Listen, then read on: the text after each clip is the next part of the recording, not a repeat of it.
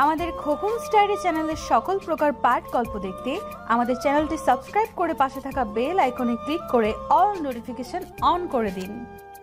আগলে নেবে অবলীলায়। রাফিদ শোনো, আমি তোমাকে বলতাম। বিয়ের আগের দিন বুঝিয়ে দাওয়াত দিতে? মোটেই না, আমি ওই ছেলেকে বিয়ে করছি না। তার নামে রিং পরে বসে আছো অথচ বলছো বিয়ে করছি না। বাহ, দারুণ ব্যাপার। রাফিদ, আমি নিজের মতো করে সামলাতে চেয়েছিলাম সবটা। তুমি অন্তত ভুল বুঝো না আমায়। সব ছেড়ে যার দোরগোড়ায় দাঁড়ানোর সিদ্ধান্ত নিয়েছি, সেই যদি মুখ ফিরিয়ে নেয় তবে আমার করা এত সংগ্রাম যে বৃথা যাবে। মানে? বিশ্বাস করো আমাকে। আজও যদি এর উত্তর আমায় নিজের মুখে বলতে হয় তবে বলবো আমি প্রেমিক হিসেবে ব্যর্থ। হাসে নম্রমিতা। সেও কাকে কি প্রশ্ন করছে। অন্ধবিশ্বাস শুনেছে, তবে অন্ধপ্রেমিক নামে যদি কিছু থাকে তা হলো এই রাফিদ। কেউ কাউকে এতটাও ভালোবাসতে পারে বুঝি? যেখানে আজকাল প্রেম মানেই দেহ, সেখানে এমন এক অন্ধপ্রেমিক কিভাবে জন্মালো? আজ পুরো দুনিয়ার সামনে নম্রমিতার চিৎকার দিয়ে বলতে ইচ্ছে করছে, আমার জীবনের এক টুকরো সাদা মেঘ তুমি, আমার অমাবস্যা রাতের মাঝে উকি দিয়া এক ঝলক চাঁদ তুমি, তুমি আমার একাকী ভয় কাতুরে রাত্রের মাঝে জোনাক পোকা। তুমি ছাড়া দ্বিতীয় কারোর কথা ভাবা ইহজনমে আমার পক্ষে সম্ভব নয়। বিয়ে করবে আমাকে? নম্রমিতার নির্লিপ্ত ভঙ্গিমায় বলা অভাবনীয় কয়েকগুচ্ছ শব্দ শুনে চমকায় রাফিদ। নিঃশ্বাস নিতেও যেন ভুলে গেছে সে। দম আটকে হতবিহ্বল দৃষ্টিতে তাকিয়ে আছে নম্রমিতার দিকে। হ্যাঁ, এটা তো তার ইচ্ছে ছিল। কোনো এক সময়ে সে আবদার করেছিল প্রেয়সীর সম্মুখে। প্রেমের প্রস্তাব রাফিদ প্রথমে দিলেও বিয়ের প্রস্তাব যেন নম্রমিতা দেয়। নিছকি কৌতুকে বলা কথা নম্রমিতা মনে রেখেছে, খেয়াল রেখেছে তার ক্ষুদ্র এ শখের কথা। কি করবে না? তবে কি আমি আদিলকে? চুপ, এই যে একটা শব্দ বেশি উচ্চারণ করবে না তুমি, তাহলে জানে মেরে দেব। হাসে নম্রমিতা। পরক্ষণেই বেশ খানিকটা সিরিয়াস ভঙ্গিমায় বলে ওঠে, পালাতে পারবে আমার সাথে? নইলে এই বিয়ে থেকে মুক্তির যে আর কোনো উপায় নেই। আরে পাগল মেয়ে, পালানোর দরকার নেই। বিয়ে করে সোজা শ্বশুর বাড়িতেই উঠবে, সব ব্যবস্থা আমি করে দেব। আম্মা এমনিতেই তোমাকে বেশ পছন্দ করে, বাকিটা আমি ঠিক মতো বোঝালে বুঝবে। এত এত চিন্তার মাঝেও হাসি ফুটে ওঠে নম্রমিতার মুখে। যে কোনো পরিস্থিতিতেই একজোড়া ভরসাময় হাত আদুরে ভঙ্গিমায় তাকে আগলে নেওয়ার জন্য সদা প্রস্তুত। এ উপলব্ধি বড্ড বেশি কিছু পাওয়া। ভয় হয় নম্রমিতার, আসলে সে এত কিছুর যোগ্য তো? আকস্মিক কোনো ঝড় হুট করে তছনছ করে দেবে না তো সব কিছু? সবটা তাদের পরিকল্পনা মাফিক আদেও হবে তো? নম্রমিতার চোখের দিকে পলক্ষীন তাকিয়ে ফিসফিসিয়ে বলে ওঠে রাফিদ, স্বল্পতার বাগানে তোমাকে ফুলের মতো ঘোরাই। তুমি ভেবে করিয়ে নিও ফুলের সাথে রাস্তার যত ধুলোবালি। দেখা হলেই যাতে এক মুঠো পুষ্প বৃষ্টির নামে ছুঁয়ে দিও আঙুলের মাঝে আঙুল। তুমি থমকাও, তাকাও লাজুক ভঙ্গিতে। বিয়ের তোড়জোড় চলছে নম্রমিতার বাড়িতে। বাবা ছাড়া আর কেউ জানে না তার নীরব দ্বন্দ্বের কথা। বেশ খানিকটা ভয়ে ভয়ে আছেন রায়হান সাহেব। নম্রমিতার অগোচরেই তাকে নজরে নজরে রাখছেন তিনি। রাফিদ বেশ কিছুক্ষণ পর ফোন করেছে নম্রমিতাকে। ভীষণ ভয় হচ্ছে তার। যদি নম্রমিতা বাড়ি থেকে বের হতে না পারে, যদি কোনো এক কারণবশত বিয়েটা তার হয়ে যায়, এসব চিন্তায় দুই দণ্ড ঘুমানো তাই। ঘুম নেই নম্রমিতার চোখেও। দোটনায় ভুগছে সে। আত্মীয় ত্যাগ নাকি আত্মত্যাগ, এই ভাবনা তাকে একদণ্ডী শাস্তি দিচ্ছে না। বাবা মায়ের সম্মানের কথা ভেবে সিদ্ধান্ত বদলের কথা ভাবলেও পরক্ষণে নিজেকে স্বার্থপর প্রমাণ করতে মন চায়। বাবাকে তো সে সবটা বলেছে। বাবা যদি নিজের জেদের কাছে অটল থাকতে পারে তবে সে কেন নয়? কেন এভাবে নিজের ভালোবাসার কাছে হেরে যাবে সে? ভালোবাসা তো কোনো অপরাধ নয়, সে তো পাপ কাজ করেনি, শুধু মনে প্রাণে কাউকে ভালোবেসেছে। নিশুতি রাত, অর্ধ চন্দ্রাকৃতির আকারে এক ফালে চাঁদ আকাশে বিরাজমান। ঘড়ির কাঁটা 3:20। বুক ধরফর করছে নম্রমিতার। পা টিপে টিপে বাবার রুমে উকি দেয় সে। আলতো হাতে দরজা খুলে বাবার ঘুমন্ত চেহারার দিকে তাকায়। অতপর আগের মতোই নিঃশব্দে বেরিয়ে যায় রুম থেকে। কিছুক্ষণের মাঝেই ভোর হয়ে যাবে, তাই নম্রমিতাকে যত দ্রুত সম্ভব বেরিয়ে যেতে হবে। মেইন গেট পেরিয়ে রাস্তায় এসে নম্রমিতার মনে পড়ে তার ফোনের কথা। ফোনটা সে টেবিলেই ফেলে এসেছে। ভেতরে যাওয়ার কথা ভেবে দূর থেকে তাকাতেই চোখে পড়ে বাবার রুমের লাইট জ্বলছে। ফোনের কথা ভুলে প্রাণপণে ছুট লাগায় নম্রমিতা। যত দ্রুত সম্ভব এই এলাকা ছাড়তে হবে তাকে। ফোন তো নতুন করেও কেনা যাবে, কিন্তু আজ এই বাড়িতে ঢুকে গেলে আর বের হতে পারবে না। রাফিদকে নির্দিষ্ট এক জায়গায় দাঁড়ানোর কথা ভাগ্যিস আগেভাগেই বলে রেখেছিল সে। বাস স্টপের সামনে ঘন্টার পর ঘন্টা দাঁড়িয়ে আছে নম্রমিতা, অথচ রাফিদের কোনো খোঁজ নেই। সাথে করে ফোন নিয়েও আসেনি যে কল করবে। ভয়ে উত্তেজনায় দরদর করে ঘামছে সে। এরপর কি হবে তার জানা নেই। এতক্ষণে নিশ্চয়ই বাড়ির সবাই জেনে গেছে সে পালিয়েছে, তাকে খোঁজাখুঁজিও শুরু করে দিয়েছে নিশ্চয়ই। কিন্তু রাফিদ যে এখনো এলো না, ভয় হচ্ছে ভীষণ নম্রমিতার। ফজরের আজানের কিছুক্ষণ আগেই ঘুম ভেঙে যায় রায়হান সাহেবের। মূলত সারা রাত ঠিক করে ঘুম হয়নি তার। কেমন যেন এক চাপা উত্তেজনা কাজ করছে মনের মাঝে, কোথাও যেন কি ভুল হচ্ছে। মনটা বড্ড আনচান করছে রায়হান সাহেবের। নম্রমিতার বিয়ে ঠিক হওয়ার পর থেকেই কেমন যেন নির্ঘুম কাটে তার প্রতিটা রাত। আরশির চেয়ে বেশি তিনি ভালোবাসেন নম্রমিতাকে। আরশি হয়েছে লাজুক নমনীয় প্রকৃতির, অথচ নম্রমিতা একেবারে তার দাদির প্রতিবিম্ব। অবিকল সেই চাহনি, দৃঢ় আত্মবিশ্বাস আর কঠোরতার সাথে পরিস্থিতির মোকাবেলা করা। নম্রমিতার মাঝে নিজের মরহুম মাকে খুঁজে পান বলেই হয়তো একটু বেশি ভালোবাসেন রায়হান সাহেব। নিজের চোখের মনিকে এত দ্রুত কারছাড়া করতে চান না তিনি। কিন্তু আজ হোক বা কাল হোক এ কাজ যে তাকে করতেই হবে। মেয়ে মানেই তো অন্যের সম্পদ। শৈশবে পাড়ি দেওয়ার জীবনটা তার নয়, আবার বিয়ের পর সে ঘরও তার হয় না। তবুও যে বুকে পাথর চেপে অন্যের সংসারে মেয়েকে পাঠানোই সমাজের রীতি। রায়হান সাহেবের আজকাল ইচ্ছে করে সেই ছোট্ট নম্রকে বুকের মধ্যে লুকিয়ে রাখতে। অস্থিরতায় ঘাম ছুটে ঘুম ভেঙে যায় রায়হান সাহেবের।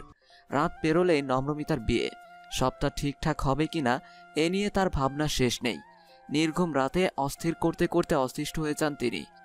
ঘর থেকে বেরিয়ে ব্যালকনিতে দাঁড়িয়ে নিজের মাঝে টেনে নেন বিশুদ্ধ বাতাস। অতপর ভারী হয়ে পড়া বুক নিয়েই পা চালান নম্রমিতা রুমের দিকে। রুমের দরজা খুলে ভেতরে প্রবেশ করতেই হাঁ হয়ে যান তিনি। থরথর করে কাঁপতে থাকেন দরজার কাছে দাঁড়িয়েই। নম্রমিতা নেই। এদিক ওদিক সব জায়গায় খুঁজে নিজেকে বুঝ দেওয়ার চেষ্টা করেন তিনি, ফলাফল শূন্য। দুশ্চিন্তায় থপ করে বসে যান চেয়ারে। এজন্যই বুঝি এতটা নীরব ছিল নম্রমিতা। সেদিনের পর থেকে আর টু শব্দ টিউ পর্যন্ত করেনি। হতাশায় বুঁদ হয়ে বসে আছেন রায়হান সাহেব। বাড়ির কাউকে জাগানোরও সাহস পাচ্ছেন না তিনি। এভাবে তার সম্মান ধুলোয় মিশিয়ে দেওয়ার চিন্তাভাবনা তো নম্রমিতার নয়, নিশ্চয়ই ওই ছেলের অসৎ সঙ্গতে তারই অবনতি। ভাবনার মাঝেই তার চোখ যায় টেবিলের উপর জলজল করতে থাকা ফোনের দিকে। মেসেজ এসেছে কারোর। নম্রমিতার ফোন হাতে উঠিয়ে শান্ত মেজাজে চেক করেন আগের মেসেজ। শেষ মেসেজে লেখা রয়েছে বাস স্টপের ঠিকানা। তার মানে এখানেই দুজনের দেখা করার কথা। আকস্মিক এক বুদ্ধি খেলে যায় রায়হান সাহেবের মাথায়। রাফিদের পাঠানো মেসেজের রিপ্লাই করেন তিনি। বাস স্ট্যান্ডের আশেপাশে কেউ আমাদের চিনে ফেলতে পারে, আমরা বরং ট্রেনে করে যাব। অপেক্ষা করছি স্টেশনে। মেসেজটা সেন্ড করেই করুণ হাসেন তিনি। একটা কাজ সম্পূর্ণ হয়েছে। এবার বাকি রইল নম্রমিতাকে ফিরিয়ে আনার। বাড়ির কাউকে কিছু না জানিয়েই তিনি বেরিয়ে পড়েন বাস স্ট্যান্ডের উদ্দেশ্যে। 2 ঘন্টার বেশি হয়ে গেছে নম্রমিতা অপেক্ষা করছে, অথচ রাফিদের কোনো খোঁজ নেই। ভোর হওয়ায় আশেপাশে কোনো লোকজনও নেই, নয়তো কারোর ফোন থেকে রাফিদকে কল করা যেত।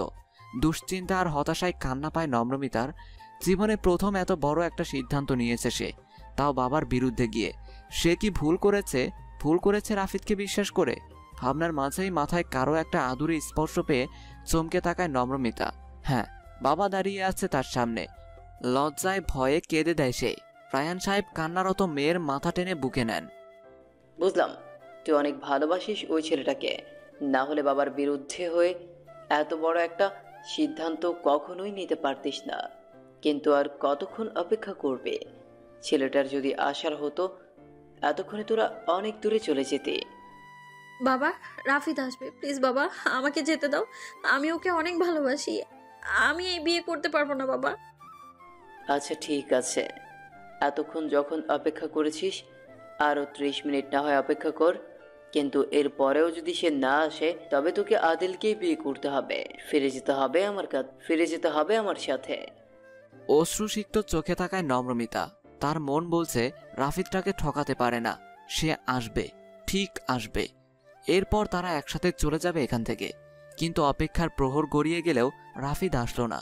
ভয়ে ঘামে চুপচাপ হয়ে গেছে নম্রমিতা। কান্নার ফলে চোখ মুখের বেহাল দশা। রায়হান সাহেব বিনা বাক্য ব্যয়ে এক হাতে নম্রমিতার হাত শক্ত করে ধরে বাড়ির পথ ধরেন। অনিচ্ছা সত্ত্বেও বাবার সাথে পা মেলায় নম্রমিতাও, যেন শুধু শরীরটাই যাচ্ছে তার সাথে, মনটা এখানেই বাস স্ট্যান্ডের আনাচে কানাচে কোথাও ফেলে রেখে যাচ্ছে সে। বাড়িতে ঢোকার মুখে নানা মানুষের নানান রকম প্রশ্নের সম্মুখীন হতে হয় তাদের। রায়হান সাহেব খুব সন্তর্পণে সত্যটা আড়াল করে সকলের মুখ চুপ করিয়ে দেন। মেয়েকে নিয়ে সকালে হাঁটতে বেরিয়েছিলেন বলে নিজেদের ঘরে ঢুকে যান। যথারীতি সমস্ত রীতিনীতির মধ্য দিয়ে আদিলের অর্ধাঙ্গিনী রূপে বিদায় নেয় নম্রমিতা। কাঠের পুতুলের মতো অনুভূতি শূন্য হয়ে বসে আছে নম্রমিতা পুরোটা সময়। সত্যি সে হারিয়েছে তার আত্মা। রাফিদ যেন নিজের সাথে করে নম্রমিতার সমস্ত সুখ, হাসি, আনন্দ নিয়ে চলে গেছে বহুদূরে, যার ফিরতে কোনো পথ অবশিষ্ট নেই। অতীতের দোলাচল থেকে বেরিয়ে তপ্ত শ্বাস ছাড়ে নম্রমিতা। ভাবনার মাঝে কখন যে বিকেল থেকে রাত হয়ে গেছে খেয়াল নেই। আকাশে জ্বলতে থাকা মিটিমিটি তারারা হাতছানি দিয়ে যেন ডাকছে তাকে। শরৎচন্দ্র চট্টোপাধ্যায়ের দেবদাস উপন্যাস নিয়ে বিকালের দিকে ব্যালকনিতে বসেছিল সে। উপন্যাসটা শেষ করার পর বুক ভারী হয়ে আসে নম্রমিতার। আকাশের দিকে তাকিয়ে থাকতে থাকতে হুট করে চোখ বন্ধ করে পাড়ি জমায় অতীতে। তাদের বিচ্ছেদের মর্মান্তিক সেই ঘটনা মনে পড়তেই ফুপিয়ে ওঠে। বিয়ের আগে নিজের ফোন চেক করার সুযোগ পায়নি নম্রমিতা। বাসর ঘরে ফুলে সজ্জিত খাটে অনুভূতিশূন্য হয়ে বসেছিল সে। ঠিক তখনই ফোনের শব্দে চোখ তুলে তাকায় নম্রমিতা। চিরপরিচিত সেই নাম স্ক্রিনে ভেসে উঠতেই দেখে ছো মেরে লুফে নেয় ফোন। কাপা কাপা হাতে ফোনটা উঠিয়ে কানে ধরতেই ছড়ো করে কেঁদে দেয় নম্রমিতা। হ্যাঁ, সেদিনই রাফিদের থেকে জেনেছিল তার না আসার আসল কারণ। তবে রাফিদ আজও অজানা এই পরিকল্পনা সম্পর্কে। মূলত নম্রমিতা ইচ্ছে করেই বলেনি। সে চেয়েছিল রাফিদ নিজেকে গুছিয়ে নিক। তার জন্য না হয় খানিকটা দোষী সে হলো, একটু না হয় বেঈমান হলো রাফিদের কাছে, তবুও অন্তত সে তো ভালো থাকবে। সময়ের স্রোতের সাথে কিছুটা হলেও ভরবে। খাওয়ার টেবিলে একসাথে বসে আছে সবাই। তোহা খাওয়ার মাঝে মাঝে আর চোখে একবার করে তাকাচ্ছে রাফিদের দিকে। রাফিদ বেশ কিছুক্ষণ ধরে খেয়াল করছে তোহাকে। অবশেষে তোহার দিকে না তাকিয়েই বলে ওঠে, কিছু বলবি? আসলে ভাইয়া, ফ্রেন্ডরা সবাই মিলে ঘুরতে যাওয়ার প্ল্যান করছে, আমাকেও যেতে বলছে সাথে। আগে বড় হ, তারপর ঘুরতে যাস একা একা। একা কোথায় ভাইয়া, ওরা সবাই তো আছে, চাইলে তুমি আর ভাবিও চলো সাথে। না, কোথাও যেতে হবে না তোকে। তুমি দিন দিন এমন একগুঁয়ে স্বভাবের কেন হচ্ছ বুঝি না। মেয়েটা যখন যেতে চাইছে যাক না, আর সাথে তোমরাও যাবে। এমনিতেও বিয়ের পর কোথাও যাওয়া হয়নি নমমৃতার। নতুন নতুন বিয়ে করে একটু ঘোরাঘুরি করতে মন চায় তো মেয়েটার নাকি? বাবার কথা শুনে খেতে খেতে নির্লিপ্ত ভঙ্গিতে রাফিদ বলল, এটা কি ওর নতুন বিয়ে নাকি? আগেও তো। মুখ ফসকে ভুল কিছু বলে ফেলেছে রাফিদ। নিজের কথা খেয়াল হতেই থমকায়। খাওয়া বন্ধ করে তাকায় নম্রমিতার দিকে। অশ্রুসিক্ত চোখ লুকানোর বৃথা চেষ্টা করে নম্রমিতা আনোয়ার বেগমের উদ্দেশ্যে বলে ওঠে, আম্মা, উঠছি আমি। উত্তরের অপেক্ষা না করেই এক দৌড়ে নিজের ঘরে চলে যায় নম্রমিতা। রাফিদও খানিকক্ষণ ভাত নাড়াচাড়া করে উঠে চলে যায় নিজেদের ঘরে। দুজনের দিকে তাকিয়ে ফোঁস করে শ্বাস ছাড়েন আরিয়ান চৌধুরী আর আনোয়ারা খাতুন দুজনেই। বাইরে ঝড়ো হাওয়া দিচ্ছে। পরিবেশে শীত শীত ভাব। রুমের লাইট অফ করে বিছানার একপাশে শুয়ে আছে নম্রমিতা। থেকে থেকে গাল বেয়ে গড়ানো জল বালিশ ছুঁয়েছে। রাফিদ রুমে ঢুকে খানিকটা অবাক হয়।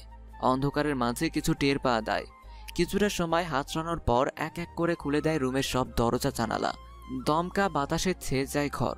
বাইরের আলোতে আবছা দেখা যাচ্ছে নম্রমিতাকে। গলা পর্যন্ত কাঁথা টেনে গুটিসুটি মেরে শুয়ে আছে সে। রুমের ড্রিম লাইট জ্বালিয়ে নম্রমিতার পাশে শুয়ে পড়ে রাফিদ। নম্র।